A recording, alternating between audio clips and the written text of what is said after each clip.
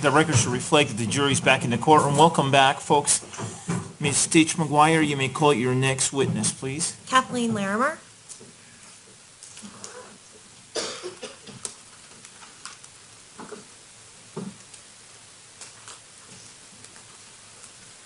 Good afternoon. Could I have you raise your right hand, please, so that I can administer an oath? Do you solemnly swear or affirm under penalty of law that the testimony you're about to give will be the truth, the whole truth, and nothing but the truth? Yes, sir. All right, please be seated. Set that glass aside. Somebody. Oh, I poured it for her, Oh, Your Honor. great. Thank you. Never mind. Have a seat. Thank you. All right. Could you please tell us your full name for the record and spell your first, middle, and last names? Kathleen Mary Larimer. It's Kathleen. Mary is Mary, and Larimer, Larimer. Ms. Stitch McGuire, you may proceed. Thank you, Your Honor. Good afternoon, Mrs. Larimer. Good afternoon. Are you married? Yes, I am. What's your husband's name? Scott. Do you have any children? I have had five wonderful children. What are your remaining children's names? I'll do it in order of age. There's Nora, and then I have identical twins, Ann and Beth, which happened to work out twin A and twin B, and then Noel, and then 2 years later would have been John. Is your entire family here today with you? Yes, they are. Do you have any grandchildren? I have 7 grandchildren. Who is John Larimer to you? John Larimer, he's the youngest, and I tried so hard not to focus on him being the youngest, but he is. And as the youngest child, it's like you get more time with him, maybe. The other kids all go off to school, and you've still got this one at home. And the other kids go off to college or Navy when John was still in high school. So I had him alone for a couple of years in high school. The other kids are all very similar, and John was always a little different. And I think it was from following 4 older kids. He always seemed more mature maybe than his age. He was left-handed, the others are right-handed, the others have a resemblance to each other. John looks like my grandfather. They even had different blood types. The other kids are B, John's an A. Are you sure they have the same father? Yes. Scott's AB, so yes. If I could please have a photograph that's already been admitted, 2652. Please tell the jury who this is. That is John. That's his picture for when he graduated basic going into the Navy. He followed his older brother and his father, grandfather, and great-grandfather into the Navy. Thank you very much. 4th generation. When was John born? January 16th, 1985. How old was John when he was murdered? 27. What was John like in middle school? Kind of quiet. Very smart. He did a thing called Future Problem Solvers, where you're part of a team and you're given this problem to solve. I mean, that's why the name Problem Solvers, and it's all real far-fetched, so it's not like real day-to-day problems. And then you work as a team to come up with solutions to these problems. And his team at middle school made it down to the finals at the state of Illinois, which he was extremely proud of that. What was John like in high school? Jack Hunter Lockett. Sustained. What sort of activities did John like to do? He tried his hand at sports, not an athlete. His sisters were the athletes. John, sophomore year in high school, played soccer and joked about the fact that he was going to bring a lawn chair and cooler because he spent all of his time sitting on the bench.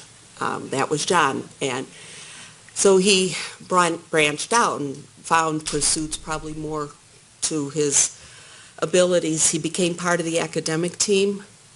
not the math part. They had other kids on the team who could answer those math questions like bing, bing, bing.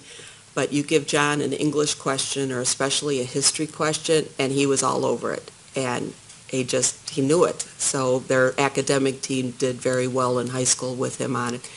He also got into drama. He, as a freshman, their high school had a pit.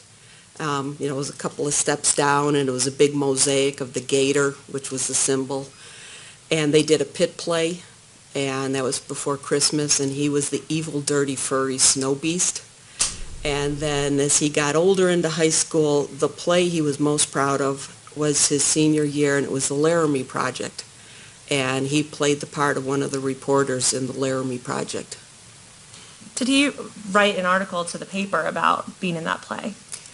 John had a real strong sense of right and wrong, and somebody had written a letter, and there were complaints to the school about putting on this play, which was somewhat controversial in 2003, or 2002. It could have been fall of 2002.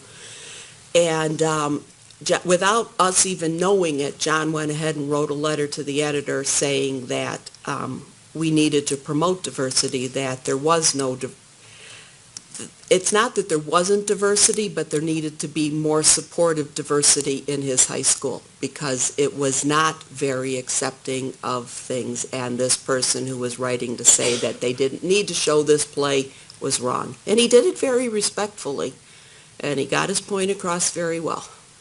Did John go to college? Yes, he did. He majored in history and political science at the University of Wisconsin at Whitewater, graduated with honors, and after all this happened, the college approached us about naming a scholarship in his name. What did John study while he was in school? History and political science. Did he talk to you often about having a career in politics? He used to mention it, and with John, you never knew exactly when he was serious or when he was just floating it out there to see what you'd think.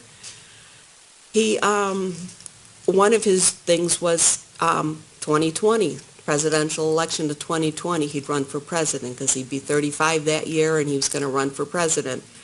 And, he probably would have done it, or at least his name would have been on the ballot, maybe not high up for the debates, but his name would have been there. What did John decide to do after college? He worked his college job for a while and decided he just didn't want to do that. He didn't, 20 years later, he didn't see himself doing that. And he started talking about going into the Navy. And like I said, with John, you never really knew what to take for serious. And then the Navy literature started showing up. He was going and talking to the recruiter. And even though he had his college degree, it wasn't in a field where they would take him in as an officer easily, so he enlisted. And he came home one day and said, I did it, I enlisted. Would you rather I go in before or after the holidays? And I said, well, after, I guess. So he went in February of 2011. Please tell the jury about his career in the military.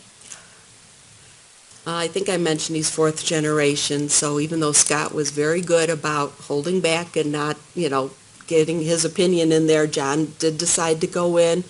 He did very well at basic, did very well, I think it's called A school. They send him down to Pensacola then to learn the next step. And John had a mind for details, which is why nobody liked playing trivia games with him unless he was handicapped, because he would win. He was so good at coming up with that information. So we kept teasing him that you ought to go into something that's spooks, spy stuff, because you'll remember a detail and you'll have everything come out. You'll be able to put the pieces together. And that's exactly what he ended up doing. He was part of the cyber fleet at Buckley out here, which I always found funny that he's on an Air Force base when he was in the Navy, but that's what he was doing. And he was with Army, Air Force personnel, and I think there might have even been some Marines there. It was a joint force doing this. He did very, very well at the Navy. He was one of the newer people there, and yet he was looked to by the younger men, recruits. I mean, it's hard calling 22, 23-year-old people men. They're still boys to me, but they looked up to John. They were asking him questions, and even though he was one of the newer ones there, and even outside of the work aspect, he was helping. He taught one of his friends to drive. He joined the Navy right out of high school, never got his driver's license, so John taught him how to drive and helped him get his driver's license. And he was involved with stopping drinking and driving on base, especially with the younger recruits, and so they looked up to him. The Navy actually, they gave us an award for John because after, posthumously, it was a Joint Service Award because of the work he was doing in cybersecurity, and his rating was, I can't remember, 95, 99% accurate in the reports that he put together for them. He was that accurate, and it was they found it so amazing because he was new at this. And then they went ahead and they created the John T. Larimer Mentoring Award, and obviously named it after John, and it's for people now in the cyber fleet who are acting as mentors to others. Could you tell the jury about the last family vacation you got to have with John? Well, actually, there was a family trip in June. It was a long weekend. And, my oldest daughter, Nora, and her family drove up from Louisiana. John and Noel both flew in. John was here. Noel was going to school out in Washington State. They flew into Missouri. And then Scott and Annabeth and I drove down, and we had a long weekend together, all of us under the same roof, rented a house. It was challenging because there were 5 of the grandkids there at that point, and then John and his siblings and all of us under the same roof. I'm glad we did it. I'm glad it happened and worked out. And then after that, John was working 12-hour shifts, and he'd do 2 weeks of days and 2 weeks of nights. And we came out to visit him because when he was switching from days to nights, he had a really long weekend in there. They called it the Alleluia weekend. So we came out, and he got off of work a little early on Thursday and then had all Friday, Saturday, Sunday, and Monday morning to spend with us. So he got to show us some of the sights in this area because we're not from this area. And so we got to see some things like Larimer Boulevard and stuff. It's nice out here that people pronounce the last name correctly. We've got a picture of John with the sign with Larimer Boulevard. Were movies important to John? Yeah, his first job was at a movie theater, and then he went to a different movie theater. And I think the only reason he ever kept the job in the movie theater was so he could go in and see movies for half price or free. Could you tell the jury about John's personality? John had a smile that would light up a room, and it wasn't just because of the thousands of dollars of orthodonture in it. It was, he was just that kind of caring person, and he truly was. The outpouring of support of people who knew him was just, it was just amazing. Teachers that hadn't seen him in years came to express their condolences because they remembered John when he was 7. His second grade teacher wrote us a wonderful letter recalling her memories of John. And he was just that kind of a kid. He had a sense of humor that was a little advanced maybe for his peers when he was that young. And one of the things Mrs. Nygren said about him in second grade was, Judge, I'm going to object 401 and 403. Sustained. Do you have a favorite memory of John surprising you? Christmas 2011, Nora was home, Noel was home. Annabeth lived in the area, and John didn't think he told us he couldn't make it home, and it's like, okay, well, first Christmas without John, we'll survive, it'll be next year, And Scott and I went out and did a bunch of grocery shopping, because when all the kids are home, that's what you do, is grocery shop. And we got home, and somebody said, well, you need help unloading the car. And I said, yeah, we're going to need help unloading the car. And I went back out to the car to bring in some groceries, and there was John helping unload the car. So the car didn't get unloaded right away. We had to stop and say hi. He just flew in and surprised us all. We weren't expecting that. Could you please tell the jury about the last time that you saw John? I can tell you exactly. It was July 2nd. It was my birthday. And we met for breakfast at Rosie's Diner, which that's the only time I've ever been there. I guess it means something in the Navy that when John would attain something, or one of the other guys would, that's where they would go for breakfast, is they would go out to Rosie's Diner. Is that in Aurora? Yes, I believe so. So we met for breakfast at Rosie's Diner, had a nice breakfast. He gave me a Buckley Air Force Base mug for my rack at home, because I collect mugs. I bought a mug from Rosie's Diner. We said goodbye in the parking lot, and the reason I remember the date so clearly, it was my birthday. Could you please tell the jury how you learned of your son's murder?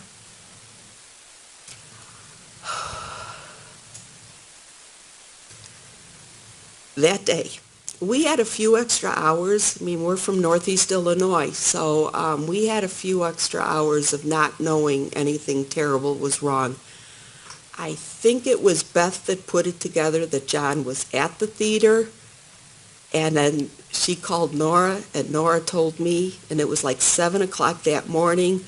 And so what do? The first thing you do is you flip on, CNN or one of those, and there's pictures everywhere, and it's like, oh gosh. So we called the police, we called the coroner, we called everybody we could think. We called the military base. Nobody could tell us anything, so they suggested we call hospitals. So we called, multiples of us called every hospital in the area. I asked for supervisor. I used to work in hospitals, so I would, the supervisor, explain my story. Please, please, if you have anybody there you haven't identified, tell me.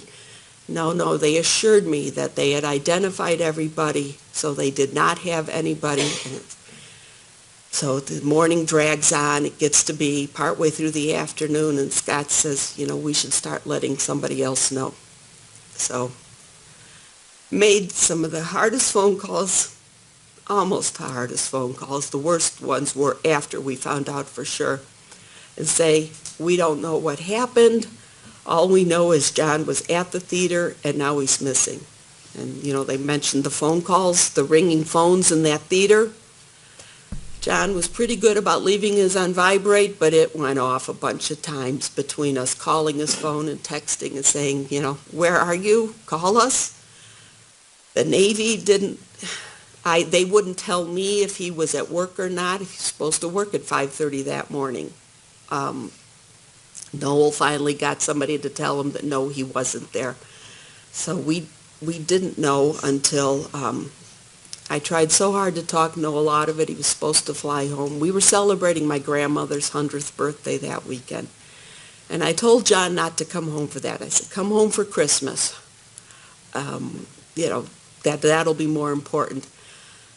And Noel was going to fly up from his internship in Dallas for Grandma's birthday, and he called and he said, I'm going to change my ticket. I'm going to go to Denver. And it's like, oh, no, don't worry about it. No, they'll find him. He'll be okay. He'll call us. And Noel said no, and I'm real glad he did. But he came here. I think it was some of the Navy people that met him coming off the plane, and they took him, I guess it was Gateway High School. And he called us about 8:15 our time to tell us that John was dead. Did your family have to come out to Colorado? We did come out. It was the Navy flew us out a couple of weeks later for a memorial service out here for all the people that couldn't come to the funeral and everything there. Tell the jury a little bit about John's funeral. It started really on Thursday with the motorcade from the airport, and it was truly a motorcade because it was military and because there are those people who think the way to get their point across is to protest military funerals. There were all the different motorcycle groups that escorted us back. A couple of my cousins who flew in for the funeral happened to arrive at O'Hare just a couple hours before John did. So we got to O'Hare, they take us out onto the tarmac, the plane comes in, and they've got the fire hoses doing the arch over the plane, and then they keep everybody on the plane except for the friends that came back with John, and they lowered the casket off the plane, and the whole military honor guard, to take the casket. And then driving back, we didn't go on the expressway because of this motorcade, and every town we went through between O'Hare, getting back to Crystal Lake, which, 40 miles, 35 miles, the intersections were blocked. People were stopped. They were out of their car. Every fire station we went by had people outside, hands over their heart, people in uniform saluting, and then news helicopters overhead. It was interesting. Annabeth decided that because they were pregnant, they didn't want to do the car ride to the airport and back. So we called them as we were approaching Crystal Lake saying, you can head to the funeral home now. We should be there soon. And they said, Mom, we've been watching you on TV. We know you're coming. So they met us there. And then funeral on Friday, 2 to 3 was just family. And then 3 o'clock we opened it up to the public, and there was a line outside. The line in the room all the way out and to the outside. There's this line, and they kept saying, hurry it up, and it's like, we are hurrying, there's just this many people. And it was like that until it closed. Could you tell the jury about the memorial service in Colorado at the Air Force Base for John? We got to use the bathroom the president uses when he flies in. Stupid things that pop into your head. It was in an Air Force hangar, and it was fully loaded with people that John knew, people that just knew of John.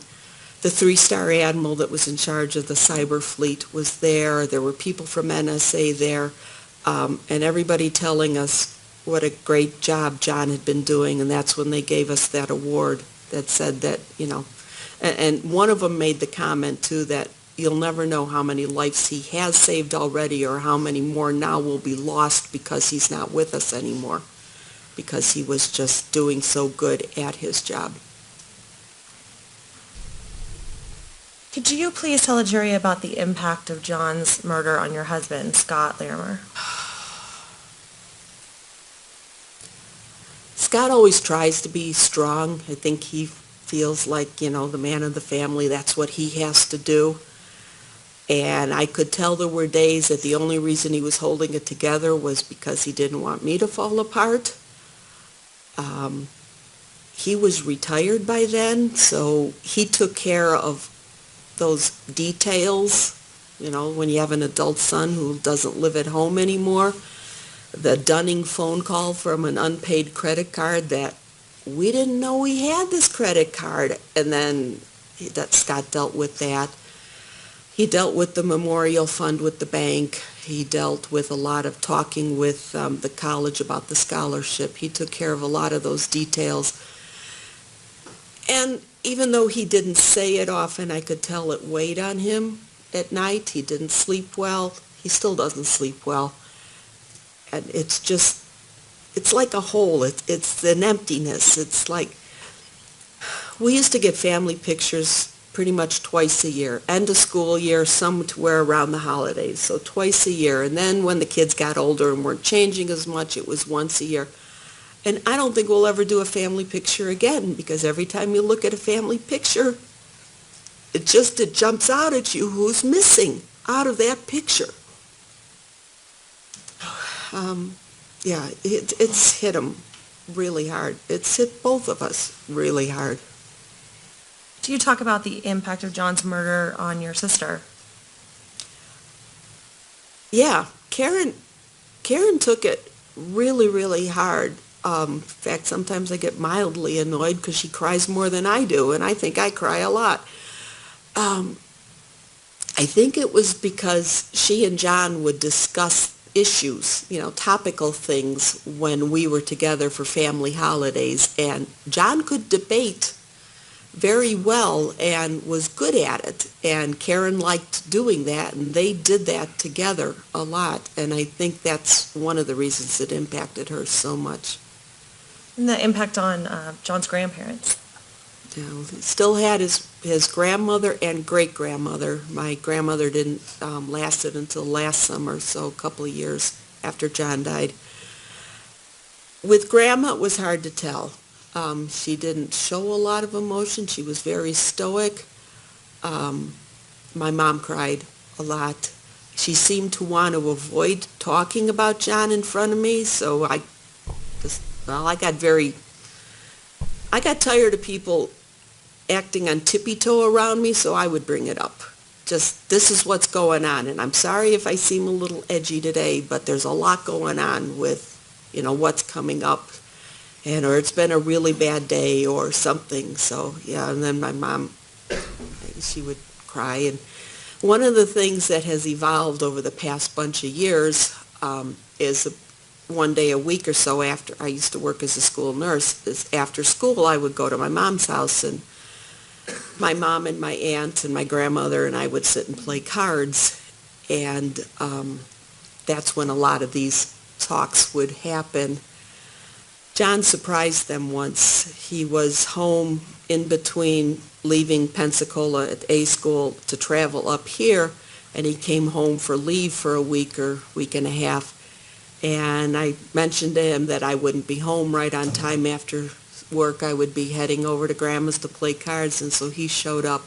And he showed up in his blue camis, his blue camouflage fatigues, and got to show off what he looked like in uniform.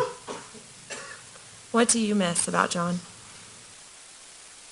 I miss being able to talk to him about the big things going on in the world. As he was so grounded and he was so aware of so many things.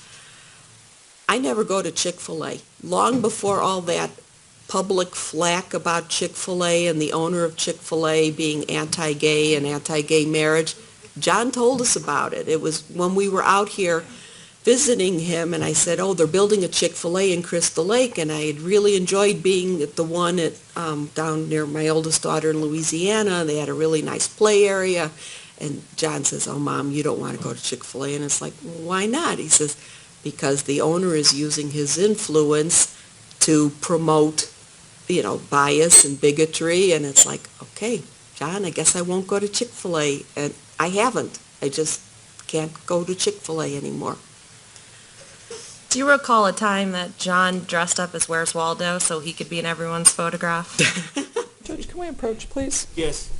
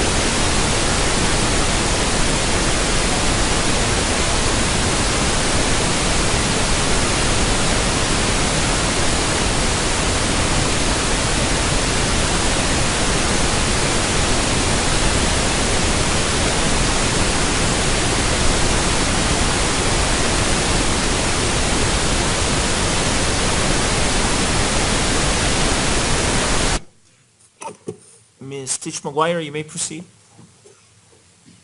So sorry, was that a yes? Do you recall that time? Kind of, yeah. He had the costume and he liked dressing up for things like that. One of his favorite Halloween costumes, he'd put a suit on, not over Superman, but over Spider-Man. And then you'd see the pictures of him with the shirt open and the spider. And the Where's Waldo, yeah, I remember that red and white striped shirt, and he came up with some kind of a hat to wear with it, and then just would be in all these different pictures. How has John's murder changed your life?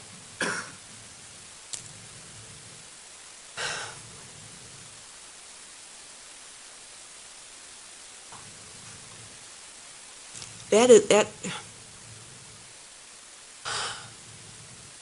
like we'll never have another full family photograph. I can see my kids having individual family photographs, but there will never be us together again. There's that emptiness, that hole. There's missing out on what was going to happen next in his life because he had options. The Navy was encouraging him to become an officer because of his leadership potential and what a good job he was doing. So he was talking about that. He was talking about getting out and using his Navy service in the political arena because he always said it looked good on a resume. So then he would run for president in 2020. He also mentioned maybe something he had never thought of before was teaching. And he thought about getting his teaching certificate and becoming a teacher. But those were options that he had talked about. The other thing is that, I think it was another family that mentioned the end of the line, and Scott was the only son in his family, and his dad only had sisters, so it's the end of the Larimer line unless Noel happens to have children. And that's kind of, it is what it is. You can't change it, and John may not have had children, but I think he probably would have found somebody and had children someday. Thank you very much, Ms. Larimer. I don't have any other questions. Ms. Brady, do you have any questions? No, thank you. All right, and the jury does not appear to have any questions. Your Honor, actually, I apologize. I just wanted to introduce some photographs. May I be permitted to do that? Sure. Okay, thank you. May I approach the witness with what's been marked as 2650 and 2651? Yes.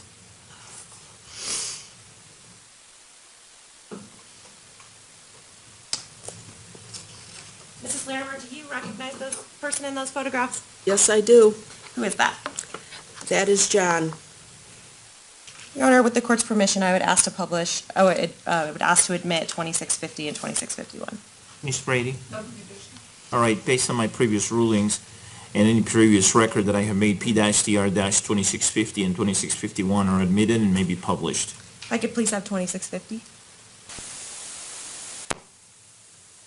Do you tell the jury where this photograph was taken? Oh, that was John in college. If I could please have 2651.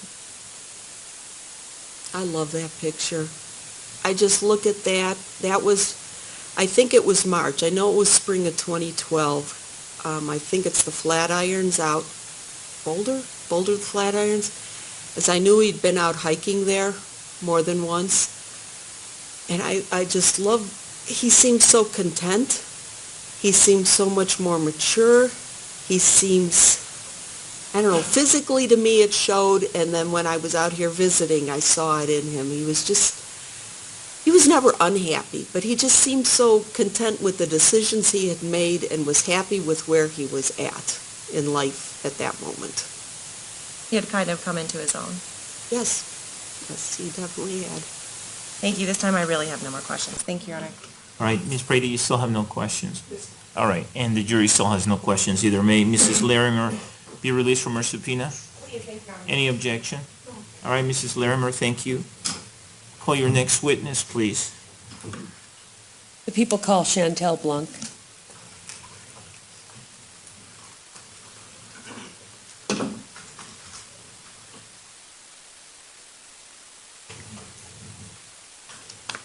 Good afternoon. Could I have you raise your right hand for me, please, so that I can administer an oath? Do you solemnly swear or affirm under penalty of law that the testimony you're about to give will be the truth, the whole truth, and nothing but the truth? Please be seated. Could you please tell us your full name for the record? My name is Chantal Jessica Blanc. Chantel, Jessica, Jessica, Blunk, Blunk. Ms. Pearson, you may proceed. Mrs. Blanc, how do you know Jonathan Blanc? I am his wife. Could I have up 4855, please? An already minute photograph. Who is that a picture of? Jonathan Blunk, What do you call him? my hubby. Did you call him Jonathan or John? I called him Johnny. When did you first meet Johnny Blanc? We went to high school together. Where was that? Proctor Hug High in Reno? Reno, Nevada? Yes. Did you start dating in high school? No, we were a big group of friends, so I was dating somebody else, but, he was definitely one of the positive people in the groups, and we never actually talk because the group was just kind of big. It's full of athletic people, so we all kind of hung out together, but you can't miss him. What about him attracted you? In high school, obviously, he was very outgoing, very positive, always brought the energy up, and even with the struggles he was going on at home, you never saw it. He was definitely hardworking, and his smile and his, as odd as it sounds, his walk was very strong. He would lean forward like he's ready to challenge anything that was in front of him. At what point did you get married? We got married March 24th, 2007, sorry. How would you describe what kind of person he was? Very strong-willed. He could work a 24-hour shift on the Navy and just go, and then come home. When you should be going to sleep, he wouldn't. He would, let's get the kids, or at that time, we just had our daughter, and let's go to the beach. Let's call everybody and go play volleyball. Let's barbecue. The boys used to challenge each other and make steaks and see who made the best, and it was always just positive and outgoing. He can live on a lack of sleep and still always be there. And if you needed help, he was there. If you needed to move your entire 3-story house, he was there, even if he was tired and then had to go straight back to work after that. Now, you mentioned that he had some challenges in his life. Were there things in his life growing up that made him the person that he was? Objection, Yes. Your Honor, 403 due process. The objections overruled with respect to the last question, but the last question was just a yes or no question. So ask your next question, please. Do you know who he grew up with? His grandmother, Kay, and his grandpa, Thomas Blunk, basically were his mom and dad, and then his dad, Randy Blunk. Was he out on his own early? Your Honor, objection, 403 due process. Overruled. Was he out on his own early? Yeah, 15. He left and basically was also kicked out at the same time, living on friends' couches throughout high school. So he would sleep either in his car or just anybody would be like, hey, come stay with us. And he would stay there for a little while, didn't want to be a burden, stay somewhere else. So he would go to school full-time, work full-time, and then sleep where he could, and then he graduated with honor rolls, even with everything on top of that. How did you see those experiences shape him as a person into the kind of man that he became?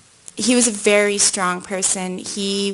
When we had our kids, he wanted to be the ultimate husband, the best dad. He always wanted the kids to look up to him as a superhero, and just a big hero. And with everything that he'd grown up with, he could have gone down the path and used that as an excuse, but he didn't. He wanted to be better. He wanted to provide for his family, make everything better, and always optimistic.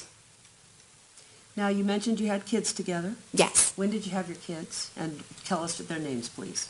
Haley Marie Blanc was born September 25th, 2007, and we used to joke and say she was a belated Christmas gift because she would have had to been conceived on Christmas Day. So I got her 9 months later.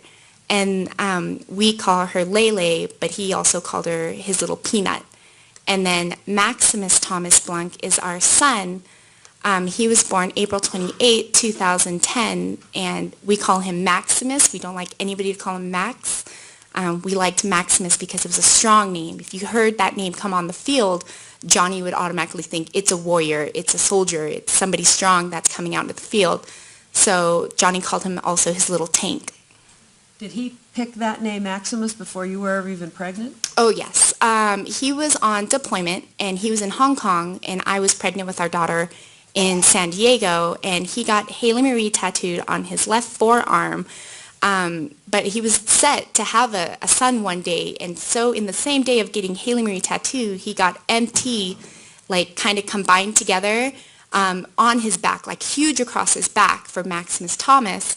And when he told me about it, I was like, we're having a daughter. And he goes, well, it might change if she, comes out and it's a son. Because he was just set on having a boy. He was determined he could only make boys.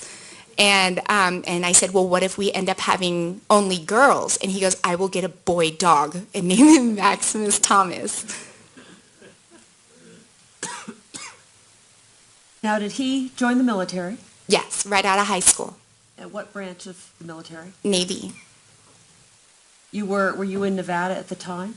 Yes. When he joined, I was still in Nevada, and he was stationed in San Diego on Coronado Island. Did you go to San Diego with him?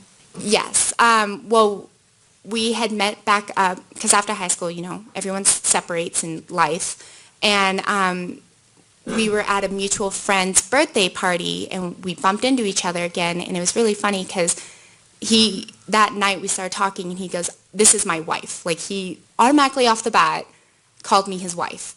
And so we talked for that week, and he was all, well, what if I bought you a plane ticket to come down to San Diego for a few days? Would you come? And I said, well, yeah. And he goes, you would just leave your work and come down to San Diego? And I said, yes.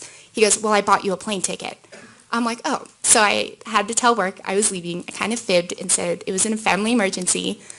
And then while I was in San Diego, we hung out, of course, and did all these memorable things. And he had asked the day I was leaving, well, what if I asked you to be my girlfriend? And I was like, are you asking me? He goes, I'm just saying what if. And I said, I would say yes. And he goes, okay, so you're my girlfriend. I said, okay. And then on the way to the airport of him, so, we talked about a long-term relationship. I felt strong enough I can handle that. On the way to the airport, he was all, well, what if I asked you to move down to San Diego? Would you? And I said, looked at him like, oh my gosh, this is like a big step, but I'm super adventurous and I like to see where things go. And I said, yes. And he goes, okay, well, you need to find out if you can come move to San Diego and transfer your work. So 2 weeks later, I was living down in San Diego. I'm going to hand you some photographs that are numbered 4695, 4696, 4691, 4692, and 4693.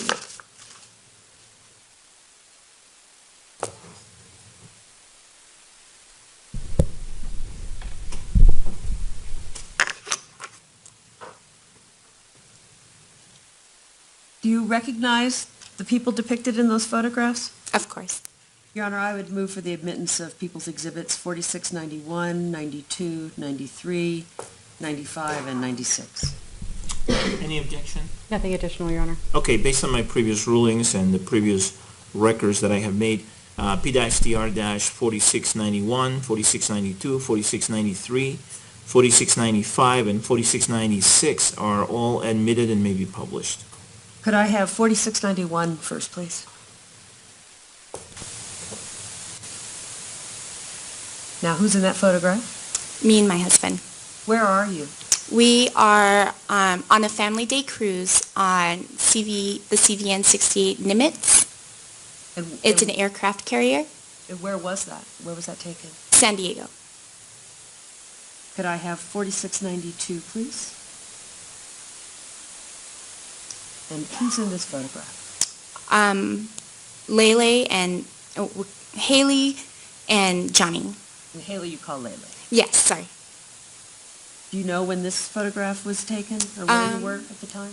We were here in Colorado, and it was just about a month and a half, 2 months before July 20th. We went on a family hike. It was one of the things that we loved doing. We were a very active family. 4693?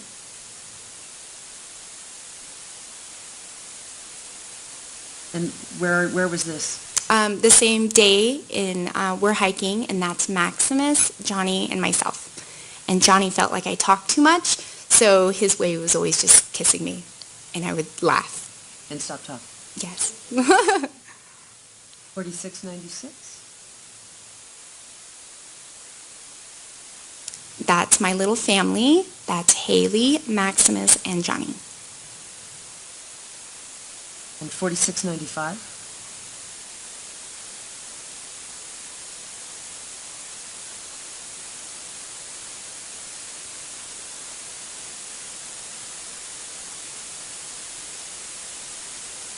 Did I get the number right, 4695? Do you have a photograph in front of you that says 4695? Okay. Oh, maybe we don't have it in there? All right. Well, we'll just hold it up. Okay. You can hold it up so the jury can see that one.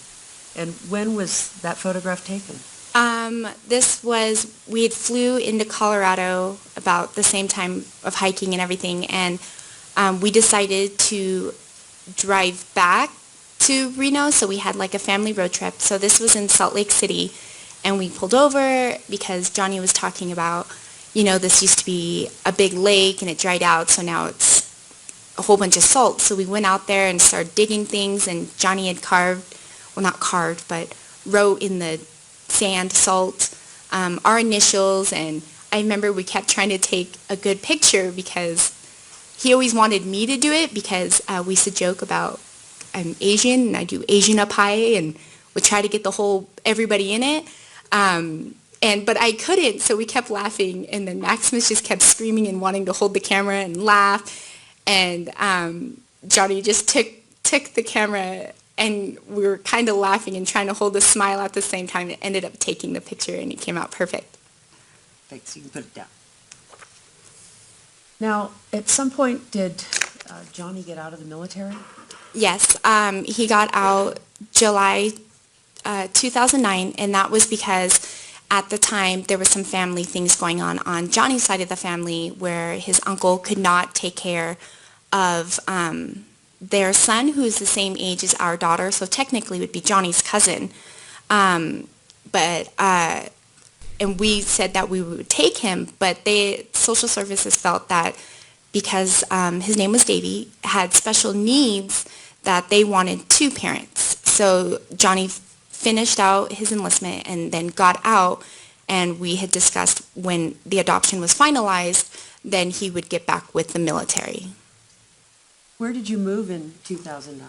We came to Colorado. We moved, first place was Thornton. At some point, did you move back to Nevada? It had been 2011, and that was because my mom had gotten stage 1 cancer. So I moved back, and we had discussed that once, because he had to go through all these interviews and explain to the military why he should come back. So it was like a job interview, why they should take him back. And it was such a long process and paperwork that with what was going on with my mom, I took the kids and we drove back to Reno, and I moved in with Johnny's father, and Johnny would come back to Colorado, work until everything was processed and paper was sent back, because Johnny was trying to get back into the Navy because he was determined to be a Navy SEAL.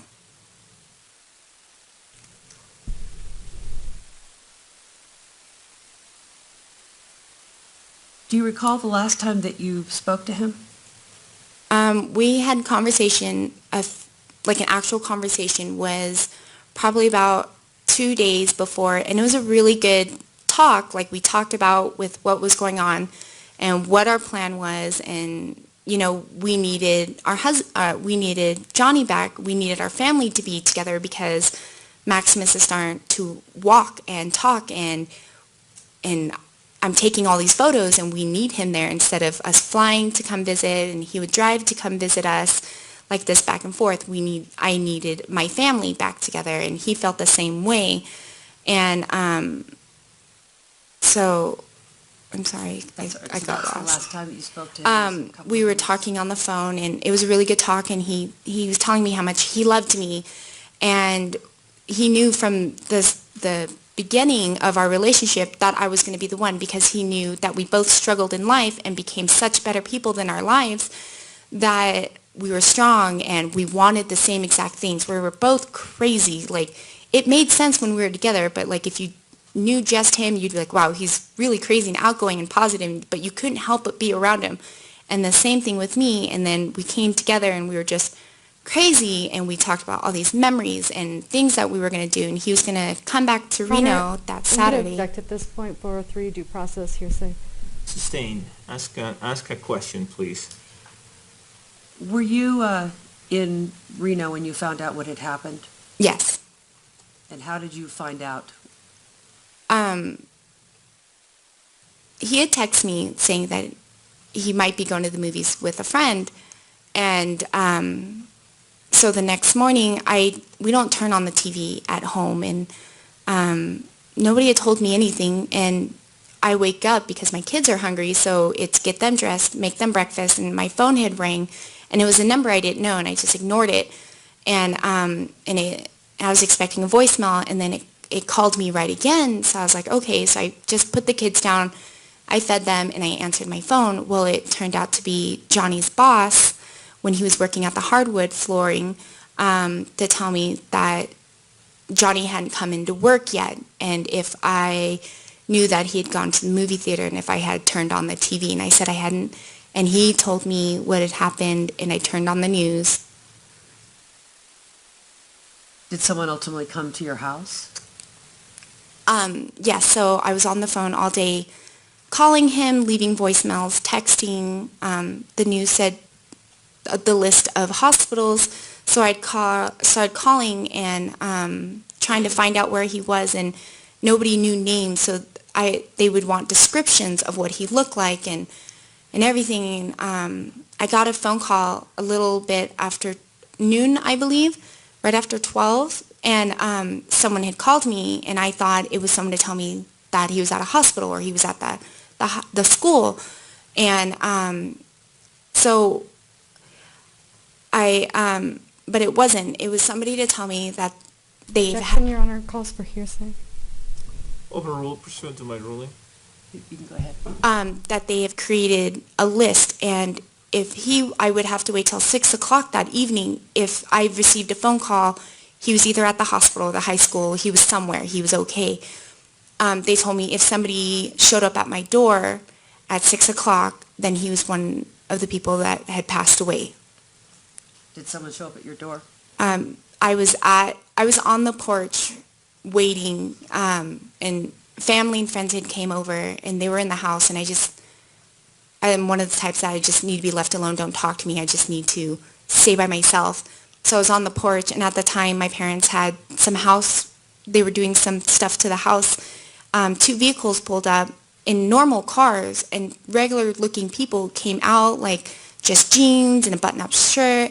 I automatically assumed that they were contractors or something for the house, and they had walked up, and I was about to say hi, and they asked for me. They said, "Is Chantel Blunk here?" And my heart sunk, and I was like, I remember stepping back like, wait, what? And I'm looking at my watch to see what time it is, and I'm just like, and then everything started fogging out, and they were telling me that he was one of the deceased. They had a counselor or somebody there that I could talk to if I needed, and they were just talking to me, and I could hear them, but I'm not making the connection, and I'm just like confused. It felt like a dream, and you're just like, wake up, wake up, wake up, and I'm distracted because they look so normal. I don't know what you should expect, but I expected something else, I suppose, and I was just distracted, and I can hear them, and I was straight to denial, and I said, no, I don't need to speak to anybody. And I remember walking past my kids, and I just looked at them, and I had to go straight to my room, and I shut the door, and I'm still trying to wake up or make the connection of what is happening and what has happened. And did they say, and I'm trying to remember, did they say if someone's going to come to my house and tell me he's fine or he's passed? Like I couldn't remember the conversation. So I just went straight into anger and started punching holes in my closet, and my mom is screaming, and I hear a family like banging on the door, and I just couldn't stop. Like I was not ready for tears. It was all denial. What has the impact of Johnny's death been on your kids? Well, Lele was supposed to start kindergarten that September, end of August, but she started, I couldn't go anywhere. I couldn't go to school. I couldn't go to work because she thought if I was going to leave that I might die. She thought Mommy's not coming home. Or she would want to call Daddy and hope that he'd answer. And so anywhere we try to go, I couldn't leave. We couldn't leave at all. And one time we were driving and we were singing to the radio and everything was fine. And all of a sudden she stopped and like I was singing and like I could hear this weird noise and I look back and she's locked up. Like her face is red. Her eyes are big. Her eyes are watering. And I just slam on my brake, and I wasn't thinking about who I might hit or someone's going to hit me. I just slam on the brake, park it, and jump in the back seat. And I'm telling her to breathe, breathe. And like they had told me one of the things is squeeze her. So I had to take her out and just squeeze her. And she finally took this big gasp, and she's like, I couldn't breathe, and she's trying to talk, and she's gasping. And so we had to deal with that. Point at 403 in due process. Sustained. Next question, please. Does she still have that happen to her to this day? It's been a really long time since she had, and I always carry her inhaler. It wasn't until we flew here for phase 2, and she went through security, and she was fine, and all of a sudden she locked back up in security. How old was Maximus? Maximus was 2. What has the effect been on you since losing your husband? I feel very anxious. I feel when I'm taking my kids to school and drop them off, I have to have like this pep talk. They're going to be fine. And you're praying that they're going to be fine. And when I'm walking away from the school, I still stay there. And then luckily the teachers that we've had so far, like most parents drop off their kids and they wait till the bell rings, or they drop off their kids, or they can wait till the bell rings and the teacher comes out and walks them back in. I can't just watch her walk away. I need to walk with them, make sure they're in the class, and I wait, and then I leave, and then I'm still outside the school, so I feel like I need to be strong because I don't want my kids to feel scared of the world. I need to push forward, but at the same time, I'm afraid of what's going to happen, but I can't let me stop. And then sometimes when I get anxious, I stutter, and it's because I'm trying to push through it because it's not time to break yet. I think we have 4695 up now. Could I have that, please?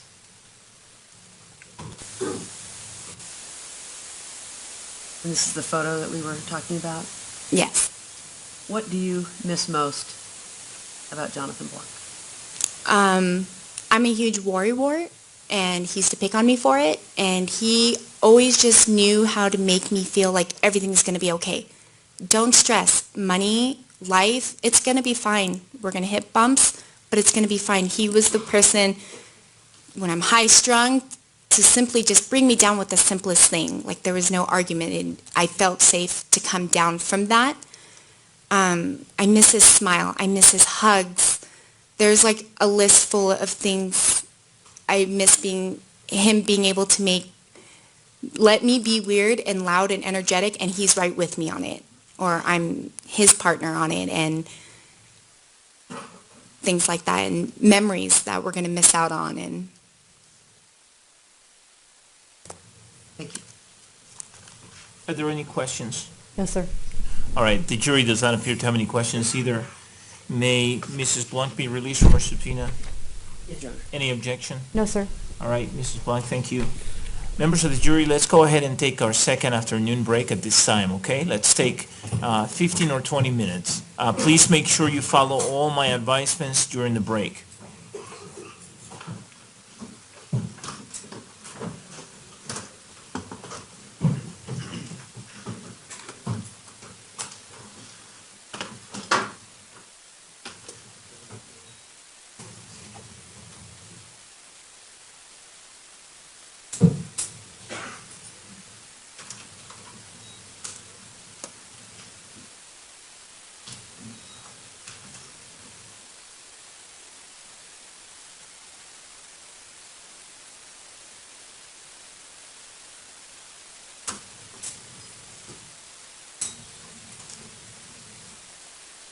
Please be seated, everyone.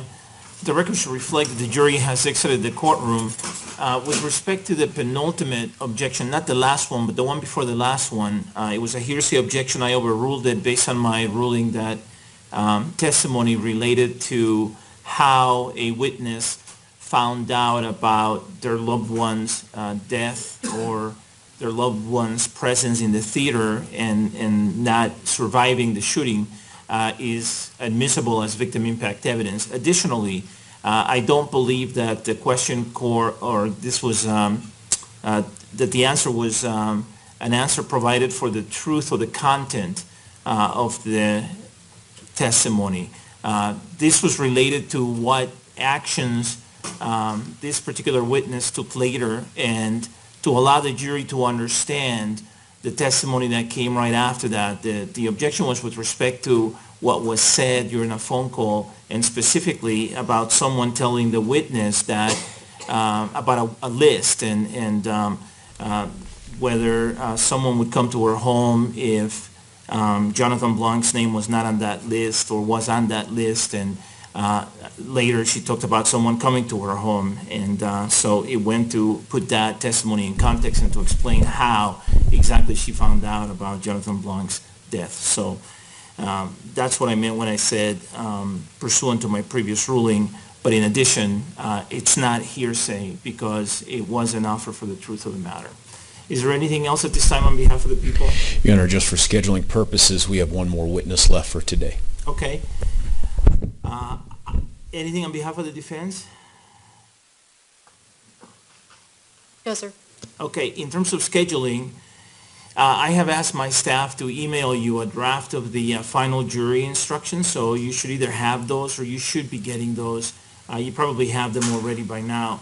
And I have incorporated into them the suggestions made by the defense yesterday that I accepted. So at some point, we need to figure out a time to talk about them. I'm assuming that the people anticipate presenting more evidence tomorrow. Is that correct? Yes, sir. Is that going to take most of the day or probably all day tomorrow? I believe most of the day, Your Okay. Honor, and depending upon what other rulings the court. Okay. And does the defense have an idea yet as to whether or not you're going to present any evidence?